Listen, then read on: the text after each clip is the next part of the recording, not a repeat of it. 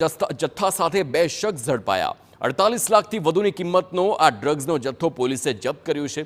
નિકોલના Bhaktinagar circle પાસેથી બે આરોપીઓની ધરપકડ તો પકડાયેલા બંને શખ્સો અરવલ્લીના હોવાનો ખુલાસો થયો। રાજસ્થાનથી મંગાવાયો હતો એમડી ડ્રગ્સનો જથ્થો અને પોલીસે આ બે આરોપીઓની શોધખોળ પણ હવે શરૂ કરી હતી। પોલીસે આરોપીઓ સામે ગુનો નોંધી તપાસ હાથ ધરી છે।